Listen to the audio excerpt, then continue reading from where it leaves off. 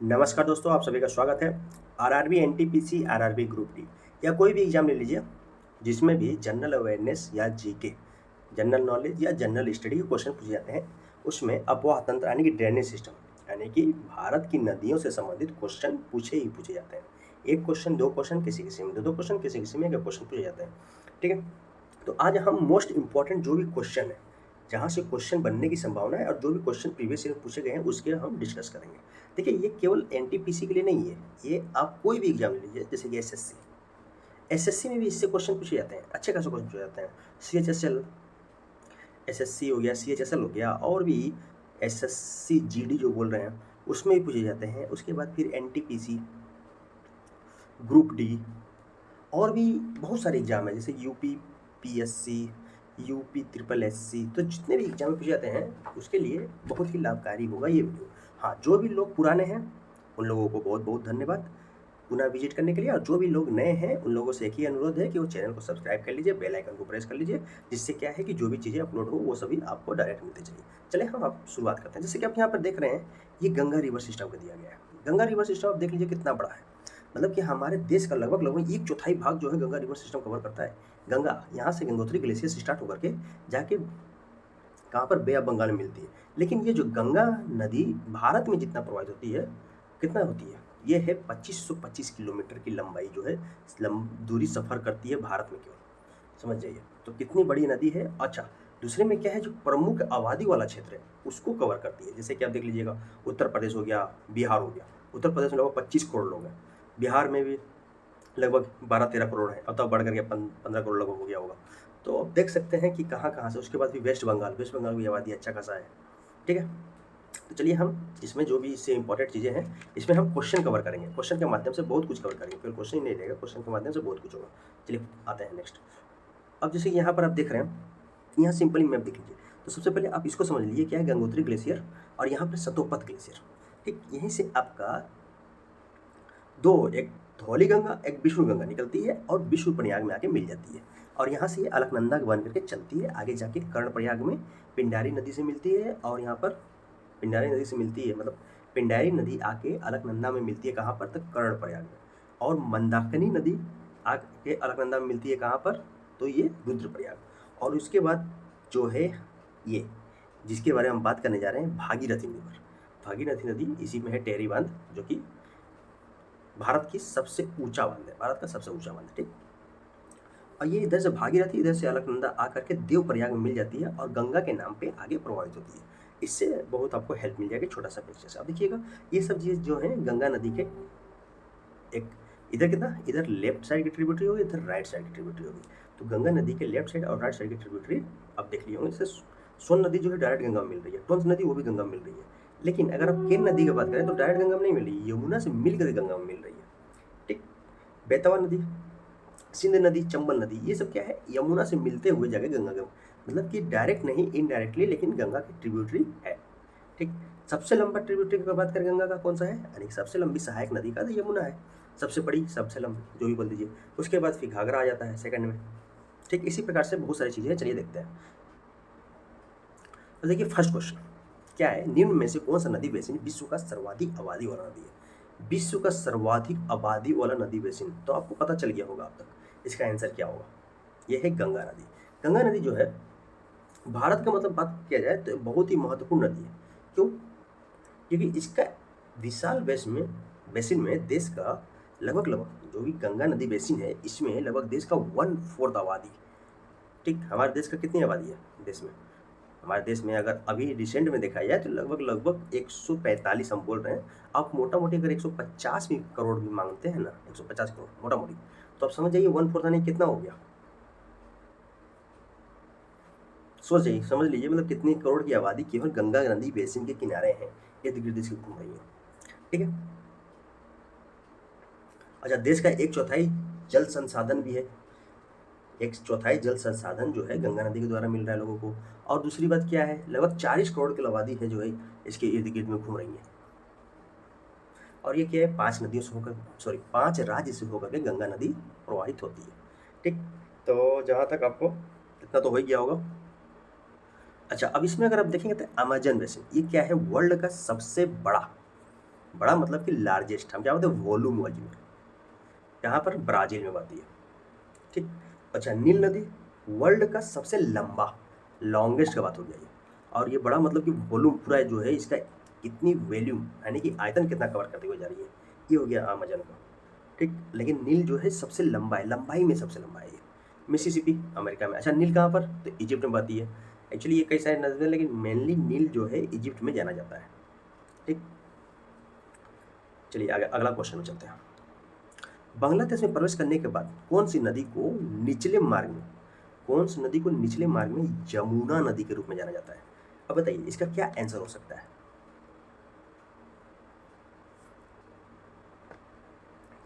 क्या आंसर इसका हो सकता है, जरा बताइएगा। तो ये है ब्रह्मपुत्र।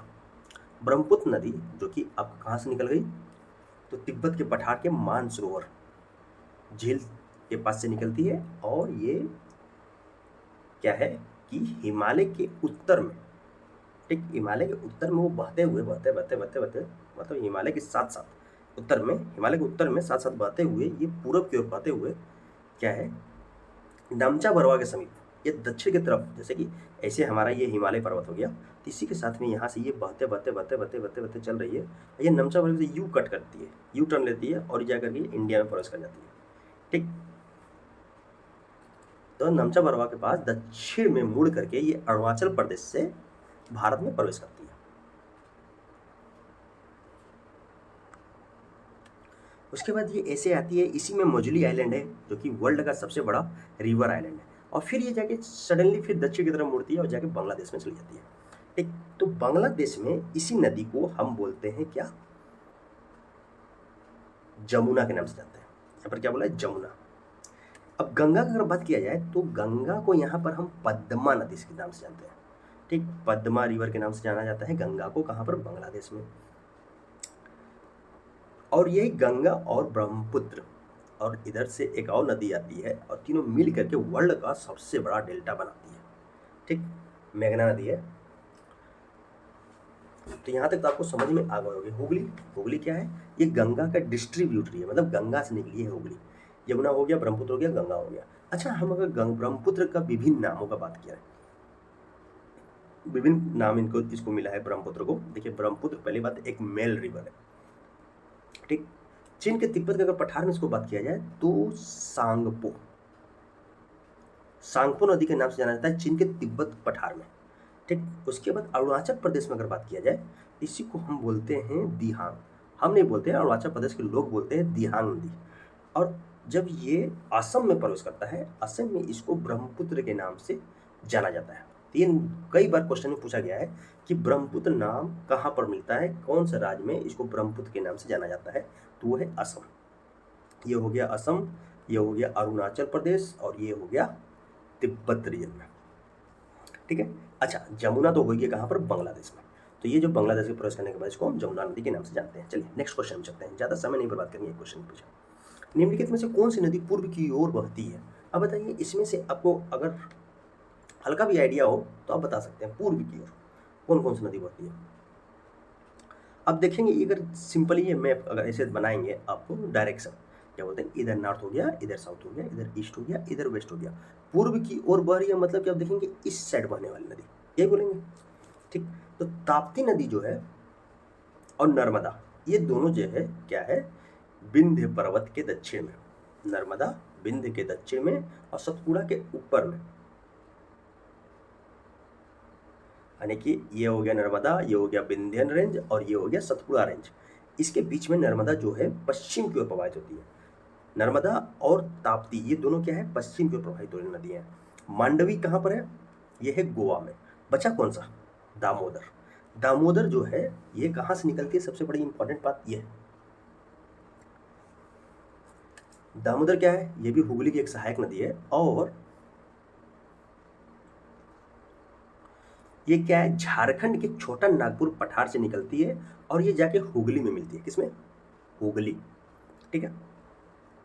दामोदर को ही बंगाल का शोक बोला जाता है, पहली बात। दूसरी बात, अच्छा इतना तो हम लोगों ने इसको देख लिया, ये कहाँ कहाँ प्रभावित होता है, कभी कभी ये भी पूछ लेता है, तो सिंपली आप ध्यान में रखिए, कहाँ पर, झारखंड में, और कहाँ पर, वेस्ट बंगाल में। ये 2 राज्यों में प्रवाहित होते हुए हुगली में मिल जाती है, हुगली से ये चली जाती है, फिर वे बंगाल में चली जाती है।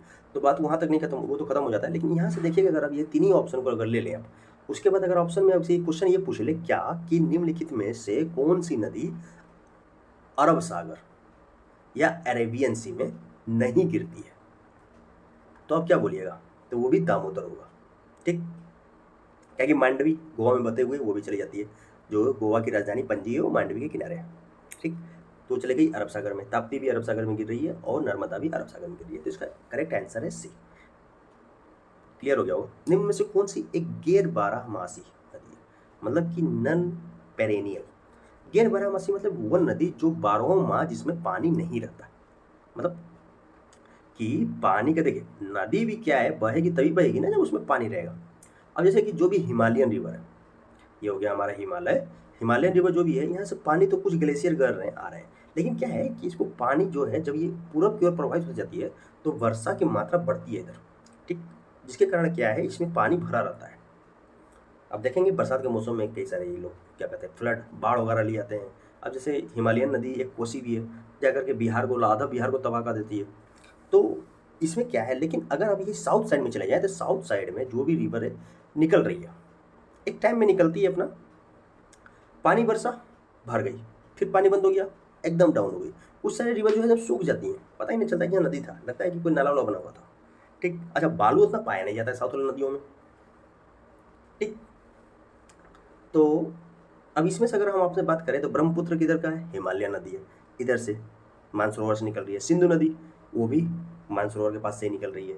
गंगा नदी ये गंगोत्री ग्लेशियर से निकल रही है, यानी कि हिमालय नदी है। बचा कौन सा, कृष्णा नदी। ऑप्शन डी इसका करेक्ट नदी है। कृष्णा जो है दक्षिण भारत की नदी है और ये जो है 12 मासी नहीं होती, यानी 12 मासी इसको हम नहीं बोल सकते क्योंकि यहाँ पर पानी जो है 12 माह नहीं रहता है। ठीक, और इसमें से अगर कुछ चीज़ें और अगर आप देखना चाहें तो आप देख सकते हैं, तो कृष्णा का अगर हम उद्गम का बात करें तो ये कहाँ से उद्गम होता है, तो महाराष्ट्र के महाबलेश्वर से। कहाँ हम बोले, महाबलेश्वर। देखिए जितना आपको करवाया जा रहा है ना, एनटीपीसी एग्जाम हो गया, कोई भी वनडे एग्जाम के लिए सफिशिएंट है, मोर देन सफिशिएंट है, इससे ज़्यादा पढ़ने की जरूरत नहीं है। दूसरी बात इसके बारे में अगर हम बात करें तो ये साउथ इंडिया यानी कि दक्षिण भारत की दूसरी, हम क्या बोल रहे हैं, सेकेंड लॉन्गेस्ट रिवर। तो आप बोलेंगे सर फर्स्ट में कौन है, तो फर्स्ट में है गोदावरी। ठीक, तो ये ध्यान रखिएगा, फर्स्ट सबसे लंबा नदी जो है साउथ इंडिया का है गोदावरी, और दूसरा में है कौन सा, तो कृष्णा। गोदावरी कहाँ से निकलती है, वो नासिक के पास से निकलती है, वो बाद में देखेंगे, आगे क्वेश्चन मिलेगा। महाबलेश्वर से निकल रही है हमारी कृष्णा नदी। ठीक, ये लगभग 1400 कितना 1400 किलोमीटर की दूरी तय करती है, और वो ज़्यादा नहीं, जैसे कि फर्स्ट का अगर हम बात करें तो ये 14 से कितना 85 या 65 कुछ ऐसे ये देखेंगे आगे क्वेश्चन में उसको। ठीक है, और अगर हम बात करें इसमें कुछ और चीज़ें, कभी कभी क्वेश्चन में भी पूछ लेता है कि ये कौन कौन से राज्य से होकर के बहती है, तो आप ध्यान में रखिएगा क्योंकि ये सब क्या है ना, बहुत डिस्प्यूट में रहती है सब नदियाँ, क्योंकि पानी तो उधर मिलता नहीं है, नदियों से जो पानी है वही मिल रहा है, नदी का पानी, तब उसमें क्या है सब कोई लेना चाहेगा भाई पानी। तो जैसे इसमें हम बात करेंगे महाराष्ट्र, ठीक, कर्नाटक, महाराष्ट्र हो गया, कर्नाटक हो गया, उसके बाद फिर अगर हम बात करें तेलंगाना, तेलंगाना और एक राज्य और, यानी कि 4 राज्यों से हो जाती है, वो है आंध्र प्रदेश।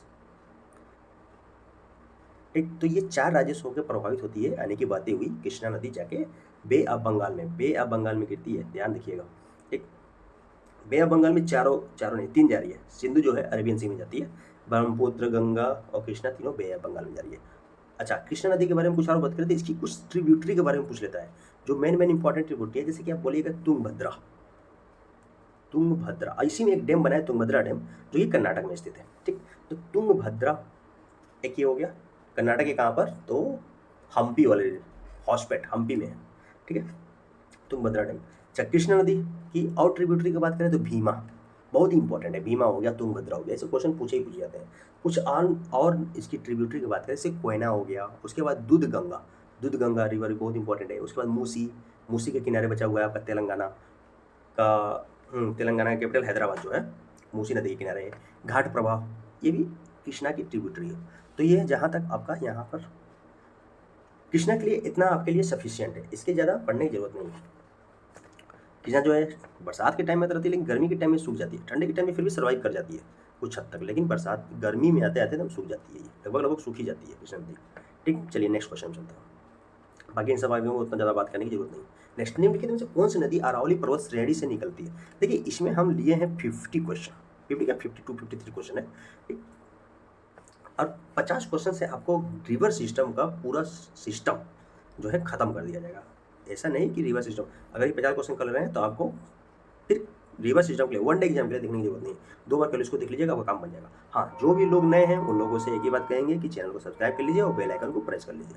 वीडियो अच्छा लग रहा हो तो थंब प्रेस कर दीजिए, यानी कि लाइक कर दीजिए, और नहीं लग रहा हो तो डिसलाइक कर दीजिए, दोनों चीज़ कर सकते हैं, ठीक है। चलिए हम आगे बढ़ते हैं। इसमें निम्नलिखित में कौन सी नदी अरावली पर्वत श्रेणी से निकलती है और कच्छ के रण में लुप्त हो जाती है? मतलब क्या है कि आप देखेंगे कि हमारा ये हो गया प्यारा भारत का एक तरफ से, ये हो गया, ये हिमालय हम बना दिए हैं। अब हम ये क्या बना दिए हैं आपने, ठीक।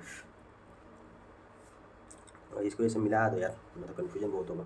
हिमालय ऐसे है ना, ये ऐसे है, ठीक। थोड़ा सा यार गड़बड़ बन गया, उसके लिए माफ़ी चाहता हूँ। चलिए ठीक, इधर देखते हैं हम क्या देख रहे हैं। ये है हमारा अरावली, जो कि कहाँ से है, गुजरात से लेकर के कहाँ तक, दिल्ली तक। दिल्ली रायसीना पहाड़ी, जो दिल्ली के हम बात करते हैं, राष्ट्रपति भवन हो गया, संसद भवन हो गया, ये सब चीज़ें उसी में है। तो अरावली पहाड़ी के ही हिस्सों में, रायसीना पहाड़ी में, ठीक। तो उसके बारे में अभी बात नहीं कर रहे हैं हम, यहाँ पर बात कर रहे हैं किसका, इन नदी के बारे में। तो कौन सी नदी है? तो ये अरावली से एक नदी निकलती है जिसका नाम है लूनी। ये निकलती है, आती है, घूमते घूमते जाती है, और यहाँ पर रन आपस में लुप्त हो जाती है। आप कहेंगे सर लुप्त कैसे हो जाएगी? देखिए यहाँ पर पूरा क्या दलदली क्षेत्र है यहाँ पर, ठीक। नमक बहुत ज़्यादा होता है इधर, दलदली क्षेत्र है, ठीक। तो आकर के नदी इसमें क्या है, लुप्त हो जाती है। डायरेक्ट जो है ये इसमें नहीं मिल पाते, किसमें, अरेबियन सी में, यानी कि अरब सागर में डायरेक्ट नहीं मिल पाती, इसलिए इसको बोलते हैं लुप्त हो जाती है फिलहाल। लेकिन जो पानी वगैरह है वो सब इधर आ ही रहा है ना, ठीक। तो इसका जो आंसर हो जाएगा वो हो जाएगा सी। अच्छा, इसमें कुछ और चीज़ें देखा जाए तो, अच्छा इसमें से सिर्फ चंबल दिख रहे हैं। चंबल किसकी ट्रिब्यूटरी है, थोड़ा बताइए तो। बनास, साबरमती, साबरमती के किनारे कौन सा शहर स्थित है, बताइए। इसे पढ़ा दिया गया आप लोगों को, थोड़ा सा देखिए, ध्यान दीजिए, थोड़ा दिमाग में जोर दीजिए भाई। यार देखो रिवीजन बहुत जरूरी है। केवल क्वेश्चन देखने से नहीं होता है, क्वेश्चन को उसको ना, जो भी चीज़ें उसको पढ़ना भी पड़ता है, ठीक से उसको इम्प्लीमेंट करना पड़ता है, उसको ध्यान में रखना पड़ता है, ठीक है। अच्छा, अब जैसे लूनी को हम अंथा स्थली नदी बोलते हैं लूनी को, क्योंकि स्थल में ही ये विलुप्त हो जाती है।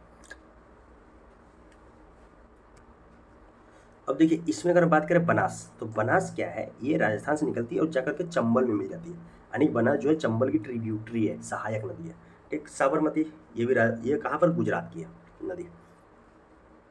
ये भी अरावली पर्वत श्रेणी के इधर दक्षिण ढलान से निकलती है ये, ठीक। तो यहाँ तक आपको क्लियर हो गया होगा इसका कि क्या है कि अरावली पर्वत श्रेणी से निकलती है और रण के कच्छ के रण में लुप्त हो जाती है। तो आंसर हो जाएगा लूनी, ऑप्शन नंबर सी। चलिए नेक्स्ट क्वेश्चन सुनते हैं। निम्नलिखित में कौन सी नदी सिंधु नदी की सहायक नदी है? अब बताइए यहाँ पर सिंधु नदी की सहायक नदी की बात की जा रही है, कौन सी हो सकती है? आपने अगर मैप ठीक से देखा होगा, जैसे पिछला लेक्चर जो करवाया गया इंडस रिवर सिस्टम, यार तो आप लोगों को पसंद नहीं आया क्या? क्योंकि बहुत कम उसमें व्यू आया। अब देखिए बहुत अच्छा है यार, उतना अगर आप देख ले रहे हैं तो आपको सफिशियंट है, उसमें सभी ट्रिब्यूटरी जितना भी जो मेन चीज़ें हैं एग्जाम में पूछे ही जाते हैं, पूछे ही जाते हैं वो सब चीज़ें उसमें कैलकुलेट किया गया है। बाकी बकवास उसमें नहीं डाला गया है, ठीक है। तो यहाँ पर सिंधु नदी की सहायक नदी है, कौन सी है? तो सिंधु नदी की अगर सहायक नदी की बात करें, आप जैसे देखे होंगे कि इंडस ऊपर में जा रहा है, उसके ऊपर से आ रहा है, ये इंडस है, ऊपर इधर से श्योक आ रहा है, कहाँ से? तो ये सियाचिन ग्लेशियर के पास से आ रहा है श्योक नदी, ठीक। और नीचे में इसका इंडस के बाद फिर झेलम के बाद चेनाब के बाद रवि के बाद ब्यास के बाद सतलुज। ये नदी का हम लोगों ने क्रम देखा था, इंडस, झेलम, चेनाब, रवि, ब्यास, सतलुज। अच्छा, जब वर्ल्ड ट्रीटी हुआ था तो इन तीनों को पाकिस्तान के हवाले कर दिया गया था, इन तीनों को इंडिया के हवाले कर दिया, मतलब अधिकार दिया गया था पानी का यूज करने का। अब भाई इंडिया में तो इंडिया से थोड़ा ना उठा कर लेके चला जाएगा पाकिस्तान, है मजाक है, ठीक। तो अधिकार दिया गया था कि इसका पानी यूज करेंगे, इसका पानी ये यूज करेंगे, ठीक है। तो यहाँ पर हम बात कर रहे हैं कि इसकी सहायक नदी कौन सा है। तो अगर आप देखेंगे तो इंडस तो अपना बहते जा रही है, झेलम बहते आई इधर आई, चेनाब इधर से आ रही थी, ये पकड़ ली झेलम को और लेके चली गई अपने साथ। इधर से रवि आ रहा है, इधर से ब्यास आ रहा है, इधर सतलुज, सतलुज इधर आ रहा है तो ये ब्यास जो है अपने में मिला लिया और लेके चल दिया। इधर से रवि भी मिला लिया, चल दिया, यानी कि कुल मिला जुला करके सभी एक के आगे किस में मिल गए, चेनाब में मिल गए, और चेनाब आकर के इधर क्या मिल गई, तो इंडस में मिल गई। तो कुल मिला जुला ये है कि इंडस की ट्रिब्यूटरी इसमें कौन सी है, अगर आपको पूछें तो ब्यास है। सोन जो है गंगा की ट्रिब्यूटरी है, अमरकंटक पहाड़ से निकलती है, ठीक। जोंक नदी, सुबनसिरी नदी, इन दोनों के बारे में अगर जानना चाहेंगे तो सुबनसिरी जो है ब्रह्मपुत्र नदी की सबसे बड़ी सहायक नदियों में से एक है। सबसे बड़ी सहायक नदियों में से एक नहीं है, सबसे बड़ी सहायक नदी है सुबनसिरी नदी, ठीक।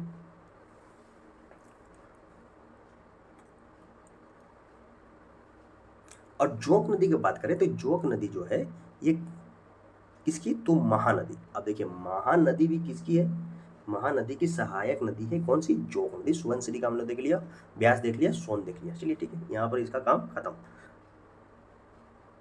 अच्छा, इसमें से कुछ चीजें और अगर हम देखे जाएं, फिलहाल इतना में हो जाएगा काम, बाकी पाकिस्तान की नदियों को पढ़ने की जरूरत नहीं है आप लोगों को, ठीक है। अपना यार देश का पढ़ो, क्यों पाकिस्तान का पढ़ोगे। निम्नलिखित में कौन सी नदी पश्चिमी घाट से निकलने वाली 3 प्रमुख नदियों में से एक नहीं है। देखिए वेस्टर्न घाट का बात कर रहा है, ये इंडिया है, ये इसके साथ में लगे हुए जो है ये पहाड़ी, ये हो गया वेस्टर्न घाट, इधर टूटे मोटे हैं ये ईस्टर्न घाट, ठीक। कंटिन्यू है, ये डिसकंटिन्यू है, चलिए। कौन सी नदी पश्चिमी घाट से निकलने वाली 3 प्रमुख नदियों में से एक नहीं है। तुंगभद्रा, आपने देखा कहाँ पर, साउथ में बड़ी है, निकलती है नहीं वो बाद में देखेंगे, पहले सब देख लेते हैं। कावेरी, ये भी कहाँ, साउथ में बहती है। गोदावरी साउथ में बहती है। महानदी, महानदी कहाँ बहती है, तो महानदी आप देखेंगे इधर छत्तरपुर के लगभग चलती है, जहाँ पर आपको देखे थे हीराकुंड बांध कहाँ पर था, महानदी में।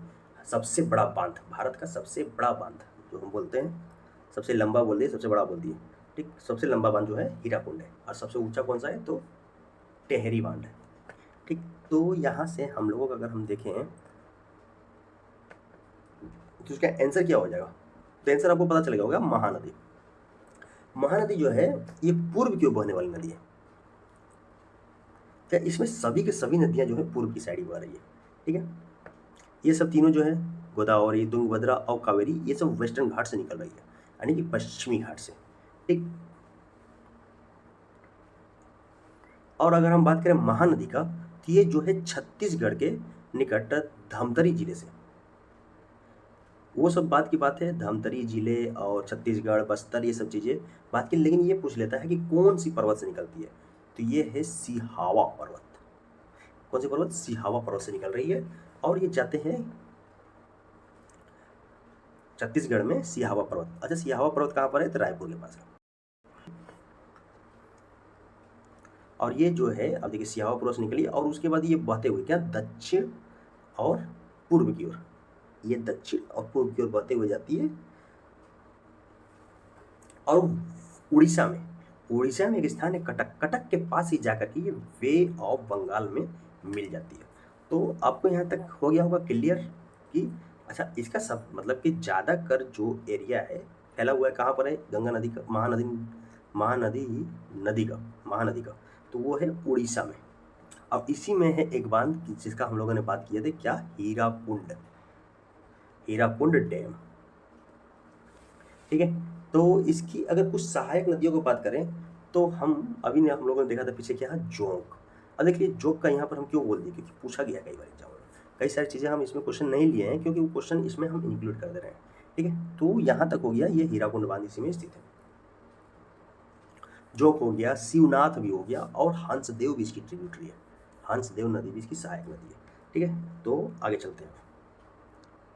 निम्नलिखित में से कौन सी नदी सिक्किम से निकलती है और पश्चिम बंगाल से बहते हुए बांग्लादेश में प्रवेश करती है। अब बताइए कौन सी नदी आपको पश्चिम में मिली। अगर आप पिछला क्वेश्चन वो देखे होंगे तो आपको इसमें पता चल गया होगा। दामोदर अभी आप लोगों ने देखा छोटा नागपुर प्लेट्यू से, तो सिक्किम में छोटा नागपुर प्लेट्यू कहाँ पर है, तो ये है भैया झारखंड में, एक हजारीबाग प्लेट्यू, और क्या रांची पाटन कुछ ऐसे ही बांटा गया है उसको, वो सब पहाड़ी रीजन में देखते रहिएगा। सिक्किम से निकलती है और पश्चिम बंगाल में बहते हुए बांग्लादेश में प्रवेश करती है, तो वो है तीस्ता, ठीक है। तीस्ता, अगर हम तीस्ता का बात करें तो ये शुरू में जो थी ये गंगा रिवर, गंगा नदी की सहायक नदी थी, लेकिन ब्रह्मपुत्र ने क्या किया, तीस्ता को अपने तरफ आकर्षित किया और अपने साथ ले लिया। मतलब कि नदी का किडनैपिंग हो गई, किडनैपिंग नहीं होगी एक्चुअली, क्या है मिट्टी रीजन के कारण क्या है बहुत सारे मिट्टी आते थे, इसके साथ में। पानी बहुत गंदा रहता था, तब वही क्या है, मिट्टी जमते गया तो आगे, अब जैसे इधर से नदी जा रही है, ठीक, तो ये मिट्टी लेके जा रही है तो किनारे किनारे में जमता जाएगा ना, तो जमते जमते जमते जमते बहुत सारे जम गया, तो रिवर का जो है इसका बहने का जो क्या बोलते हैं डायरेक्शन, वही बदल गया और ये जाकर के ब्रह्मपुत्र में मिल गई। ठीक, बस यही रीजन है। ये क्वेश्चन कई बार पूछा भी गया है। ठीक है, अच्छा ये कहाँ से निकलती है, तो चोलामू झील से निकलती है तीस्ता नदी। कहाँ पर, सिक्किम में। अगर उसमें हम ग्लेशियर का बात करें तो कौन सा है, कांगसे ग्लेशियर। सिक्किम राज्य के कांगसे ग्लेशियर के पास चोलामू झील से निकलती है ये। और इसको हम जैसे कि क्या है, बांग्लादेश और सिक्किम और बांग्ला की क्या है, जीवन रेखा के रूप में जानते हैं। ये भी कई बार क्वेश्चन में पूछा गया है कि कौन सी नदी को सिक्किम और बांग्ला के जीवन रेखा के रूप में जाना जाता है, तो वो है तीस्ता नदी। अच्छा घग्गर नदी की बात करें, यहाँ पर रहा घग्गर। ये जो है वर्षा ऋतु में बहने वाली एक मौसमी नदी है। ठीक, तो ये भारत और पाकिस्तान के बीच में रहती है। ठीक, धनसिरी की बात करें तो असम और नागालैंड में बहने वाली नदी है ये। ठीक, धनसिरी भी किसकी है ट्रिब्यूटरी, तो ब्रह्मपुत्र की क्या है, सहायक नदी है धनसिरी। और ये कहाँ कहाँ बह रही है, तो असम और प्लस नागालैंड। ठीक है, तो इतना तक यहाँ तक हो गया। बाकी दामोदर आपने देख लिया, घग्गर सब देख लिया। चलिए नेक्स्ट, बंगाल में जमुना नाम से प्रसिद्ध नदी को भारत में कहा जाता है। अब देखिए जमुना कौन सा, पहला क्वेश्चन में हम लोग देखते हैं, पहला या दूसरा क्वेश्चन में, ऑप्शन बी, ब्रह्मपुत्र को हम बांग्लादेश में क्या बोलते हैं, जमुना। गंगा को क्या बोलते हैं, पद्मा। नर्मदा उधर जाती ही नहीं बांग्लादेश में। ठीक, सिंधु बांग्लादेश साइड जाते नहीं, तो इसको हम बोलेंगे क्या, कुछ भी नहीं बोलेंगे। ठीक, ये हो गया, तो इसका आंसर जो है option B is the correct answer. Next question, Sindhu नदी और जास्कर नदी का संगम होता है, कहाँ पर होता है, कहाँ पर हो सकता है सिंध और जास्कर का संबंध, संगम का बात हो रहा है, संबंध का बात नहीं हो रहा। ठीक, तो इसको अगर हम बात करें तो ये होगा लद्दाख वाले क्षेत्र में। कहाँ पर होगा, लद्दाख में। अच्छा अगर हम बात करें सिंधु नदी का, तो सिंधु नदी जो है एशिया की सबसे लंबी नदियों में से एक है। ठीक, लंबी नदियों में से एक है, यानी कि एशिया का तीसरा सबसे लंबा नदी है सिंधु नदी। ठीक, या कहाँ कहाँ बहता है, तो तिब्बत से निकलता है, तिब्बत से निकल करके ये भारत, और भारत से चला जाता है पाकिस्तान। हो गया। ये कई कई पूछ भी लेता है कि सिंध नदी की लंबाई कितनी है, तो सिंध नदी की लंबाई लगभग 3000 है, यानी कि 3000 मोटा मोटी बोलिएगा, ऐसे 2900 के लगभग 2828 किलोमीटर लंबा बहती है सिंधु नदी। अच्छा भारत में अगर इसका पूछा जाए तो लगभग 1100 1150 के लगभग, मोटा मोटी आप ध्यान में रखिएगा, 1150 के लगभग, तो आप आंसर कर लीजिएगा। एकदम ये नहीं देगा भाई 1150 1151 1152, ऐसे ऑप्शन नहीं मिलता है। ठीक, अगर ऐसा ऑप्शन दे दिया तो मतलब एग्जामिनर आपको फंसाने के लिए दिया है, चाहकर भी क्वेश्चन को सही नहीं कर सकते। ठीक है, इसका आंसर जो है डी है।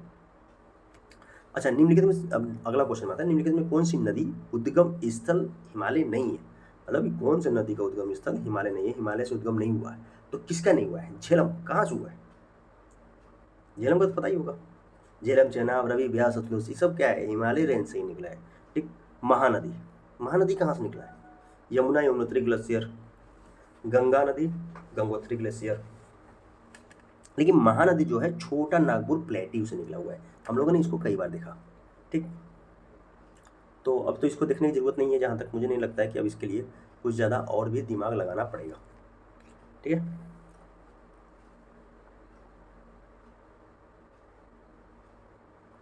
सिहोवा देखा था हम लोग, सिहोवा पर्वत किसका है, तो अमरकंटक पठार में ये। चलिए आगे बढ़ते हैं। निम्नलिखित में कौन सी नदी एक ज्वार नदी मुख यानी कि एस्चुरी का निर्माण करती है। देखिए जो नदी आराम से चल रही है, धीरे धीरे बहते हुए चल रही है, वो एस्चुरी नहीं बनाएंगे। एस्चुरी मतलब क्या है, एक तरह से गाज बना रहा है वो। लेकिन जो नदी गिर रही है वो क्या करेगी, एस्चुरी बनाती है। तो अगर आप देखेंगे गंगा नदी ऊपर से इधर से तो बहुत फास्ट गिर रही है, लेकिन आगे जा करके क्या है ना, इसका इधर प्लेन एरिया में जाती है, तो बहुत धीरे धीरे बहती है। अच्छा इसी का देन है कि जो इतना जो हमारा क्या बोलते हैं नॉर्दर्न प्लेन जो बना हुआ है, जैसे कि उत्तर प्रदेश मध्य प्रदेश बिहार, इसका जो प्लेन बना हुआ है वो इसी का देन है, पंजाब हिमाचल प्रदेश ये हरियाणा। ठीक, तो ये आई अगर धीरे धीरे बहते जा रही है तो जितनी भी सेडिमेंट लाई है ना सब यहाँ छोड़ते जाएगी। जब पानी का स्पीड कम रहेगा तो देखते होंगे जब पानी नदी में धीरे धीरे बहता है नाला में भी तो ऊपर का पानी एकदम साफ रहता है, अंदर नीचे जमा रहता है। तो उसी प्रकार से ये सभी चीज़ें क्या है, सेडिमेंट यहाँ पर छोड़ती जाएगी, आराम से ये बहती हो जाएगी। ठीक, लेकिन अब जैसे ये तेज़ी से गिर रही है तो सेडिमेंट छोड़ेगी नहीं, सेडिमेंट भी साथ में लेती हो जाएगी।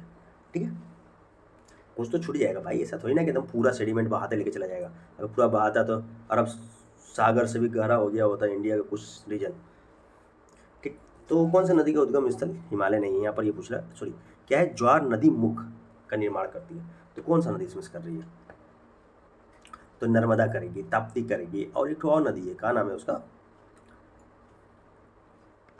फिलहाल तो इसमें हमारा देखिए जो भी अरेबियन सागर में गिर रही है मोस्टली वो सब क्या है, एस्चुरी का निर्माण करती है। जैसे नर्मदा हो गया, ताप्ती हो गया। अब कृष्णा, गोदावरी, गंगा ये सब किसमें, बे ऑफ बंगाल में गिर रही है। ठीक है, अच्छा ज्वारनद मुख क्या होता है, ज्वारनद मुख या ज्वार नदी मुख यानी कि नदियों का मुख। क्या बोला मैंने, समुद्र तथा नदियों के मिलन बिंदु को। अब हमारा ये समुद्र भरा पड़ा है, इधर से नदी आके मिल गई, तो ये जो मिलन बिंदु है इसी को हम बोलते हैं ज्वारनद मुख, और यहीं इस चीज यहीं पे बनता है। ठीक है, चलिए आगे कर चलते हैं। अच्छा, कभी कभी क्वेश्चन में ये भी पूछ लेता है कि कौन सी नदी जो है भ्रंश घाटी का निर्माण करती है, तो वो है गई कौन सा, भ्रंश घाटी का हम बात कर रहे हैं।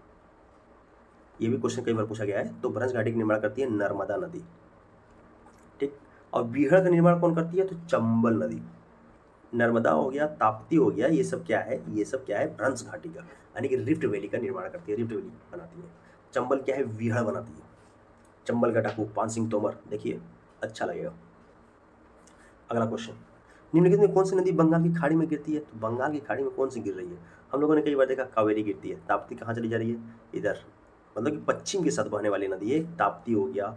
नर्मदा भी पश्चिम साइड बहने वाली है। सिंधु जो है पश्चिम की ओर बहती है, लेकिन फिर जा करके वो क्या है, दक्षिण की ओर बहने लग जाती है। तो इसको हम पश्चिम दक्षिण की संज्ञा दे सकते हैं सिंधु नदी को। ठीक, बाकी ये सभी चीज़ें जो है अरब सागर में गिर रही है तीनों। तो यहाँ से फिर भी वही क्वेश्चन बन सकता है, कौन सा नदी अरब सागर में नहीं गिरती है, तो कावेरी नदी। ठीक है, चलिए अगला, निम्नलिखित में से कौन सी सिंधु नदी की सहायक नदी नहीं है। सिंधु की सहायक चेनाब है, रवि है, ब्यास है, गोमती। गोमती कहाँ से निकलती है, तो फुलहर झील। फुलहर झील कहाँ पर है, तो उत्तर प्रदेश, यूपी, उत्तर प्रदेश, उत्तम प्रदेश। ठीक, योगी आदित्यनाथ जी वाला प्रदेश, उत्तर प्रदेश, फुलहर झील। ठीक, तो यहाँ पर गोमती का बात कर रहे हैं। अच्छा एक बार आप बता दें, उत्तर प्रदेश में अभी PET 2025 की वैकेंसी आने वाली है। ठीक, और इससे क्या है, बहुत पहली बात इसकी नोटिफिकेशन आने वाली है। PET कोई वैकेंसी नहीं है, ये एक क्या है, एलिजिबिलिटी टेस्ट है। इसके आधार पे आपको दूसरे कंपटीशन वाले एग्जाम में बैठने का मौका मिलेगा। जैसे क्या लोअर PCS हो गया, लेखपाल हो गया, और भी कई सारे एग्जाम हैं। ठीक है, इंस्पेक्टर हो गया, कौन सा inspector, excise inspector, supply inspector, ये सब चीज़ें जो है लोअर पोस्ट पोस्ट आ जाते हैं। अच्छा, वन दरोगा हो गया, विलेज पंचायत ऑफिसर हो गया, ये सब कई सारे पोस्ट हैं। ठीक, तो वो सब बात की बात करते हैं। फिलहाल इसको ध्यान दीजिएगा, भर दीजिएगा, और अगर सिलेक्शन लेना है तो बहुत हेल्प करेगा। आगे हम है ना आपको हर एक चीज़ बता देंगे, टेंशन नहीं। ठीक, गोमती हो गया, जाकर गंगा में मिल जाती है। गोमती के किनारे ही आपका लखनऊ, उत्तर प्रदेश की राजधानी बसी हुई है। ठीक, तो ब्यास हो गया, चेनाब हो गया, और रावी नदी जो है इसकी सिंधु नदी की सहायक नदी है। अब ब्रह्मपुत्र का उद्गम स्थल पूछता है, तो कहाँ पर है बताइए तो।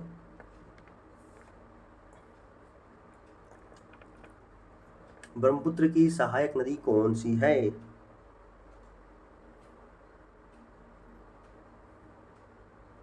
ब्रह्मपुत्र का उद्गम स्थल क्या है, कहाँ से उद्गम होता है। हमने आपको बताया अभी ही, कहाँ पर, मानसरोवर झील के पास से उद्गम हो रहा है। ठीक, अब बाकी यार इसका क्वेश्चन अभी हमारे पास तो काफ़ी है, लेकिन बात यही है कि समय का अभाव है। समय का अभाव इन द सेंस कि मतलब कि वीडियो बहुत लंबा हो जाएगा। आपको इतना कर दिया गया है, इसको आप ध्यान से देखिए, एक बार देखिए, दो बार देखिए, आपका बहुत चीज़ें क्लियर हो जाएगा। अच्छा, जब फिर उसके बाद नेक्स्ट में क्या है, कुछ चीज़ें इसमें से भी रिपीट होगी, कुछ नई चीज़ें रहेंगी। तो इस सब को आप देखिएगा, दो बार तीन बार देखिएगा ना, आपका एकदम डाउट क्लियर हो जाएगा। एग्जाम के लिए आप एकदम रेडी हो जाएंगे। नदी से आपका भारत में जो भी नदी है उससे क्वेश्चन नहीं छूटेगा। ठीक, तो आज के लिए इतना ही करते हैं। हाँ, आप लोगों से एक रिक्वेस्ट और भी था कि आप चैनल को सब्सक्राइब कर लीजिए और बेल आइकन को प्रेस कर लीजिए। ठीक है, बाकी नेक्स्ट वीडियो में जो है इसको हम कंप्लीट करेंगे। Thank you.